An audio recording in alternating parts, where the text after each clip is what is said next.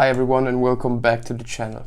What if I told you that when you are choosing a watch, you shouldn't rely simply on diameter of the case to tell if the watch is going to fit your wrist? There's a different kind of measurement that's much more important and really tells you if the watch is going to look good on your wrist. And even more importantly, what if I told you that you are missing out on watches that you could actually be wearing and enjoying?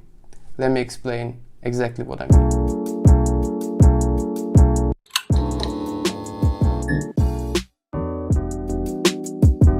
So thank you for stopping by once again. And of course, this is all about personal opinions. What you like to wear on your wrist is obviously totally up to you.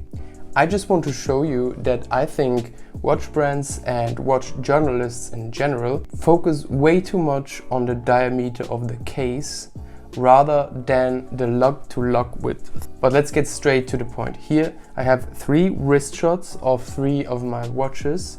And these 3 watches have very different diameters. So we go from 34 millimeters on this vintage Longines over the 38-39 millimeters of my Speedmaster reduced to the G-Shock, which is actually basically 45 millimeters diameter. This is one size that I would completely disregard right off the bat, because normally I don't go for watches above 40 millimeters even, but in the wrist shots you will see that these all wear quite nicely on my 17 centimeter wrist. The reason why these 3 watches wear comparably similar on my wrist is mainly because they have around the same lug-to-lug width. So what I mean if I say lug-to-lug width, it's actually the size from this lug tip to this lug tip.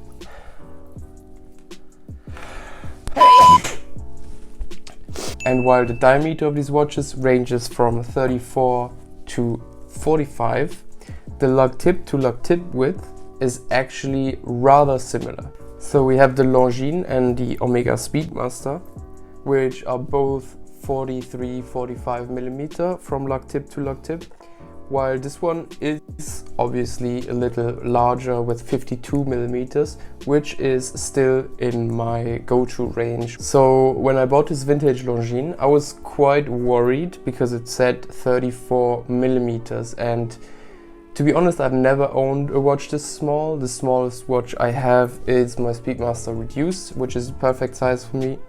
But I still got it because it has these fancy elongated lugs, which look great in my opinion, and they make the watch wear larger than what you would expect from a 34 millimeter watch. And let me tell you something which was very surprising to me.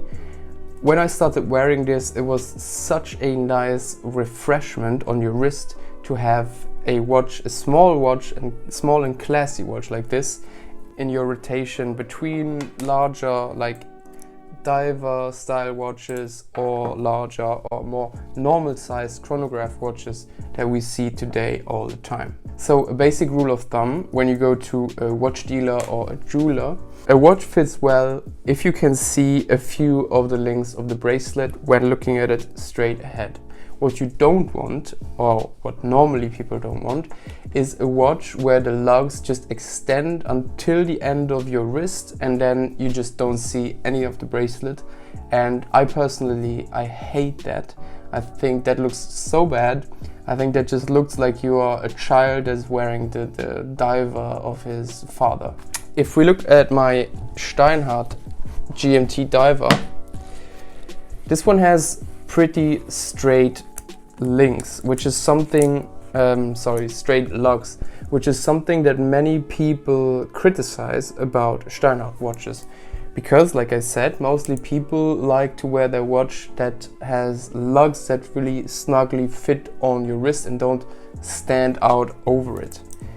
And this is literally the limit for solid lugs that I can wear. And this is slightly above 45 millimeter lug tip to lug tip. And what I want to tell you by this is that this Steinhardt is a 39 millimeter, actually a perfect size for me, my go-to size. but the lug tip to lug tip width is on the limit. So if the lugs were a little longer, I think I wouldn't want to wear this Steinart watch. And all this just to tell you basically that when you look for a new watch, you should definitely seek out the measurement from lug tip to lug tip. It's not always easy to find the exact measurement because, as I said, the industry focuses way too much on diameter, but you should be able to find some sort of indication somewhere, maybe in a review on YouTube. And you should definitely go for a lug-to-lug tip width that you are comfortable with instead of going for a diameter that you're comfortable with. And definitely correct me if I'm wrong. I mean, this is a matter of opinion. I think it looks kind of strange if your lugs are pointing outward, but of course it's your wrist, it's your watch, you wear whatever you want. So let me know in the comments below how you tell if a watch really fits your wrist or if it's too big or too small. Me personally, I don't really care how wide the watch is. Of course, if it gets too large, it's gonna obstruct your wrist. But again, to hammer down this point, it is really important for me that the lug tip to lug tip width doesn't go over my wrist width and even leaves some space for the bracelet. And I mean, we see small diameter cases all the time in rectangular cases.